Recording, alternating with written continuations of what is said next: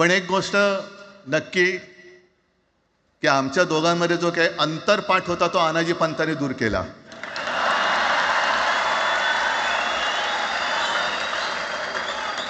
आता अक्षता टाकण्याची काय तुमच्याकडनं अपेक्षा नाहीये. एकत्र आलोय एकत्र राहण्यासाठी.